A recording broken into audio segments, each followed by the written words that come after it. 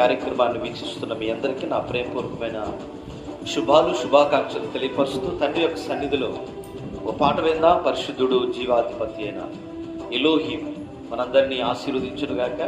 తండ్రికి మహిమ. హల్లెలూయా.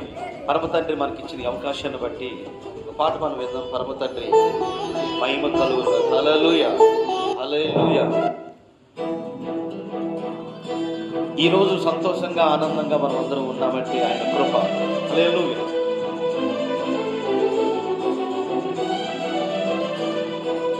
అందరం కలిసి పడదాం. ఈ బుధవారం మరి ఉపవాస ప్రార్థనలో 50 మహిమపరచాలి.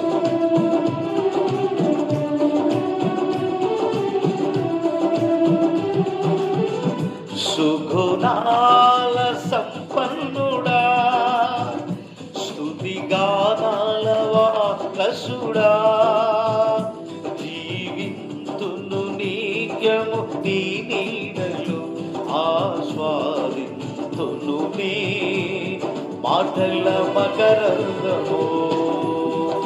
జీవింతును నిత్యము నీ నీడలో ఆస్వాదింతును నీ మాటల మకరందము.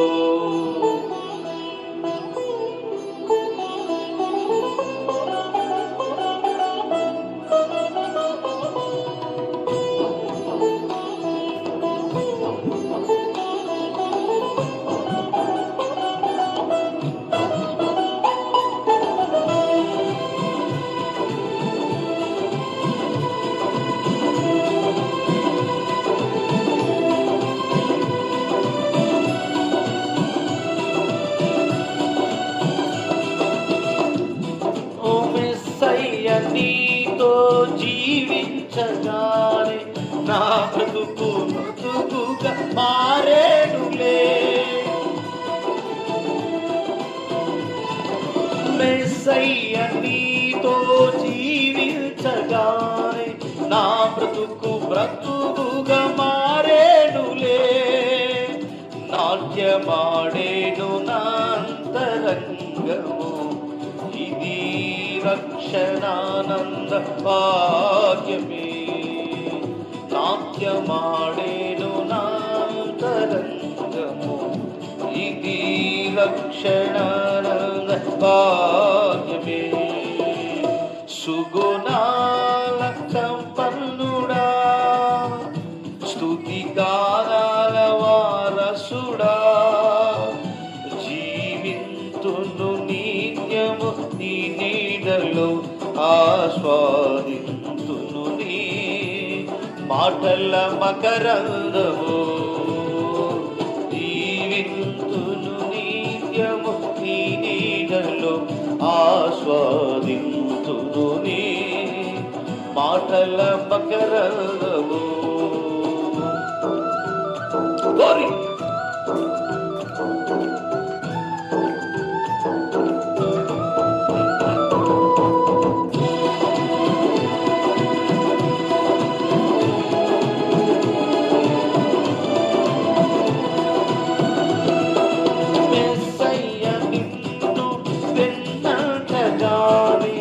ఆఖిల మార్గము కనిపించనే.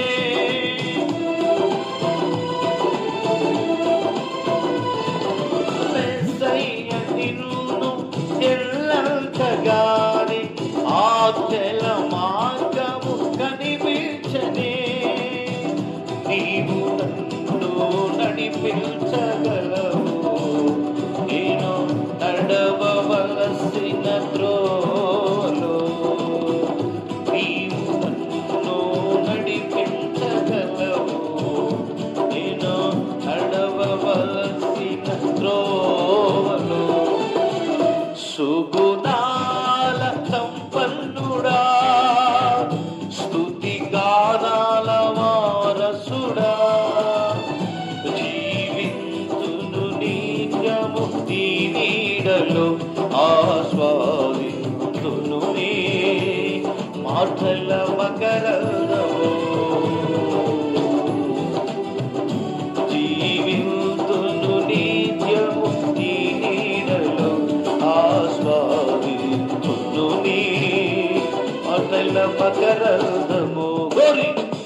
Hallelujah. Catch you, living my Father, Holy Spirit. పరిశుద్ధాత్మ ఈ అభిషేకాన్ని పొందుకున్నగా ఆత్మ కుమరించబడుగా. హల్లెలూయా.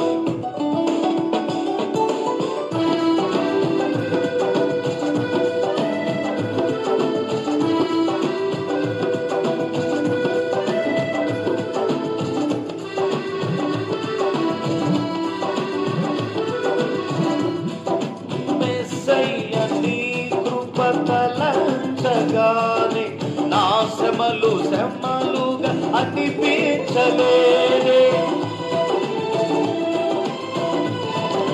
మెస్సయ్య నీ కృప తలంచగానే నా శ్రమలుగా అనిపించలేదే. నీవు నాకిచ్చే మహిమ ఎదుట ఇవి ఎన్న తగినవి ఆవి. నీవు నాకిచ్చే మహిమ ఎదుట ఇవి ఎన్న తగినవి కావి. సుగుణాల సంపన్నుడా, స్తుతి గానాల వారసుడా, జీవింతును నిత్యము నీ నీడలు ఆస్వాదింతును నీ మాటల మకరందము. జీవింతును నిత్యము నీ నీడలు ఆస్వాదింతును నీ మాటల మకరందము. సుగుణాల సంపన్నుడా, స్తుతి గానాల వారసుడా, జీవింతును నిత్యము నీ నీడలు ఆస్వాదింతును నీ మాటల మకరందము. హల్లెలూయా. మంచిది, శ్రేష్టమైన వాక్య భాగాన్ని మనం విందాము. పరమతండ్రి మనకి ఇచ్చిన ఈ అవకాశాన్ని బట్టి తండ్రికి మహిమ, పరిశుద్ధుడు జీవాధిపతి అయిన యాశ్వమిశ్రీ గారి శ్రేష్టమైన వాక్య భాగం నుండి మనం ఏ వైపు చూడాలి, చూస్తే ఏం జరిగిందనే అంశం మీద ఎబ్రీ పత్రిక 12వ అధ్యాయం 2వ వచనంలో ఒక ఆశ్చర్యకరమైన మాట అపొస్తలుడైన పౌలు ఎబ్రీ గ్రంథకర్త రాస్తూ 12వ అధ్యాయం 2వ వచనంలో, ఏ వైపు చూపు నీది, నీ చూపు ఎవరి వైపు చూస్తున్నావు, నీ చూపు ఎలా ఉంది, అసలు ఎలా చూడాలి మనం అనే చూస్తే ఇక్కడ రాయబడిన మాట ఏంటంటే, పరిశుద్ధ గ్రంథమైన బైబిల్లో శ్రేష్టమైన వాక్య భాగాన్ని 12వ అధ్యాయం 2వ వచనంలో ఎబ్రీ పత్రికలో ఒక ఆశ్చర్యకరమైన మాట రాయబడింది. ఇంత గొప్ప సాక్షి సమూహము మేఘం వలె కమ్మి ఉండగా ఆవరించి ఉన్నందున మనము కూడా ప్రతి భారమును సులువుగా చిక్కులు పెట్టు పాపమును విడిచిపెట్టి విశ్వాసమునకు కర్తయు దానిని కొనసాగించువాడి వైపున యాశవ వైపు చూచుచు మన ఎదుట ఉంచబడిన పరుగు పందెములో ఓపికతో పరిగెత్తాలి. మనం ఎవరి వైపు చూడాలి? ఈ సహోదరి సహోదరులారా, మన చూపు ఎటు? ధనం వైపా, బంగారం వైపా, లోకం వైపా? కానీ యాషోమెస్సే చెప్పే మాట ఏంటంటే, అపొస్తలుడైన పౌలు అంటాడు, మనం పరుగు పందెంలో ఉన్నాం.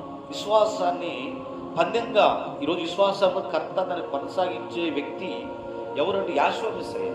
కనుక ఆయన వైపు మనం పరిగెత్తే వ్యక్తులుగా ఉండాలని ఈ వాక్యం చదివిస్తుంది. కాబట్టి దేన్ని విడిచిపెట్టిపోవాలంటున్నాడు? సులువుగా చిక్కులు పెట్టి పాపాన్ని విడిచిపెట్టిపోవాలట.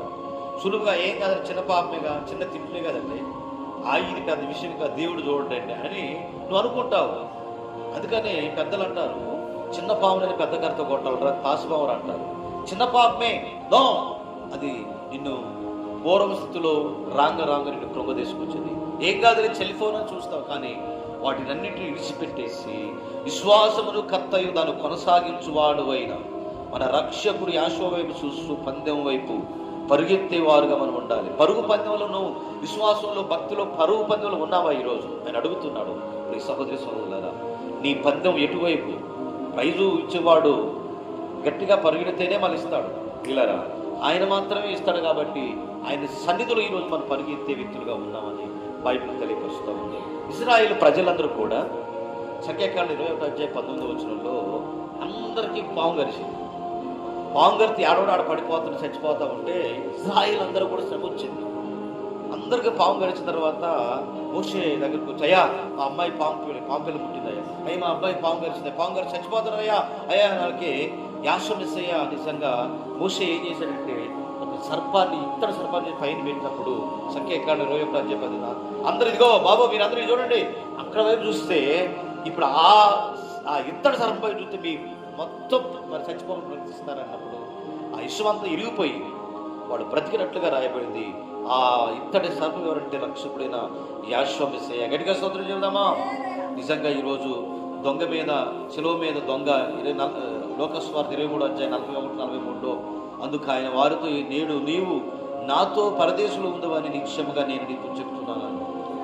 అలాగనే ఈ దొంగ ఎవరి వైపు చూశాడు? లోకస్వార్థ 23:41-43 అలాగనే మత్తయి సువార్త 14:29 ఎవరి వైపు చూశాడు దొంగ అంటే యాషోమిస్సయ్య వైపు చూసి, అయ్యా ఒకడు చూశారు, బోధకుడు వాడుగా నువ్వు ఎలాంటి వాడు కదని ఆయన పక్కనున్న వ్యక్తి ఈ రీతిగా అంటూ ఉన్నాడు. అంటే ఒక్కొక్క వ్యక్తి ఏమన్నా, అయ్యా నువ్వు ఖచ్చితంగా దైవ కుమారుడు అయ్యా, అయ్యా నువ్వు గొప్పవాడు అయ్యా, నువ్వు ఏ పాపం మేరగానే పావనమూర్తి అయ్యా, నువ్వు నిజంగా ఏడకొచ్చి ఈ శిలువ మీద నువ్వు ఉన్నావయ్యా, మమ్మల్ని క్షమించయ్యా, ఇదిగో బోధకుడా నువ్వు వెళ్ళే నా పాపం క్షమించమని అప్పటికప్పుడే యాశ వైపు చూశాడు.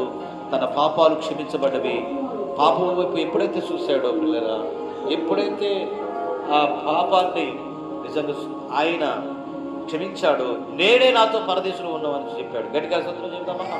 హల్లెలూయా. మత్తయి సువార్త 14:29 ఆయన రమను అనగలను పేతురు దోణి దిగి యాష యొద్దకు వెలుస్తుండగా, నీళ్ల మీద నడుస్తుండగా అని గాలి తుఫాను ఎదురైనందున మునగసాగి, ప్రభువా ప్రభువా నన్ను రక్షించమని కేకలు వేశాను.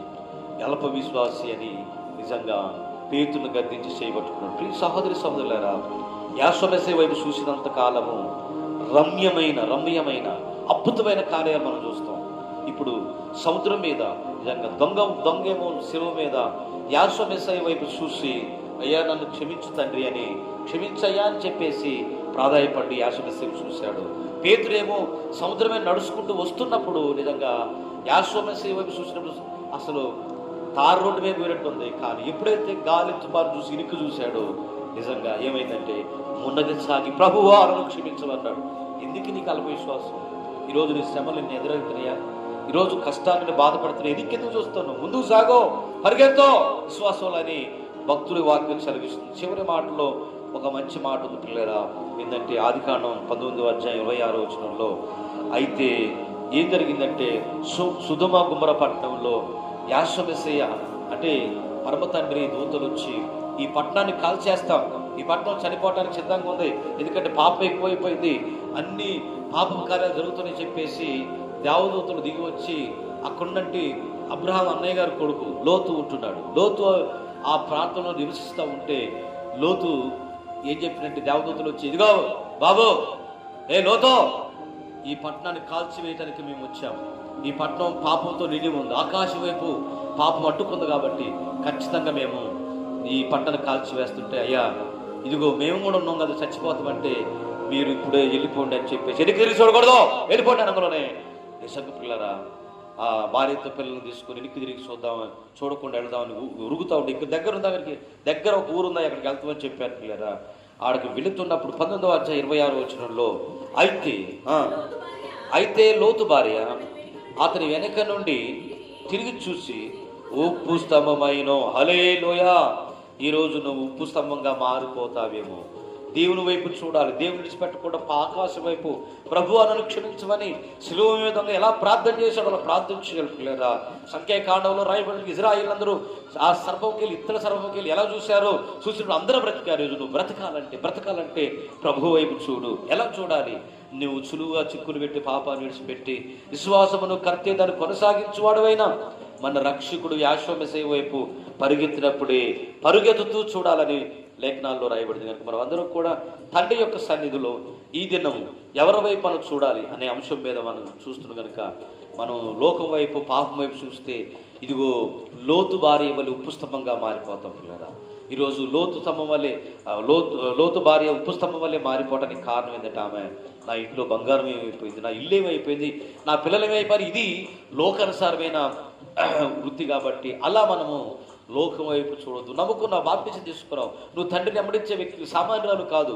ఆయన అభిషేకం నీ మీద ఉంది. ప్రతిదినము ప్రతి వారం నువ్వు మందిరానికి వెళుతున్నావు. ప్రియ సహోదరులారా, నీ బుద్ధి, నీ యొక్క విశ్వాసం ఎలా ఉందో ఈరోజు చిక్కులు పెట్టి సులువైన పాపాలు చేస్తున్నాము. చిన్న చిన్న టీవీలే సెల్ ఫోన్ అనుకుంటున్నాం. పిల్లరా, అది దేవుని యొక్క దృష్టిలో నేరస్తులుగా మనం ఉండకుండా పవిత్రమైన జీవితాన్ని జీవించే వ్యక్తులుగా ఉన్నాము.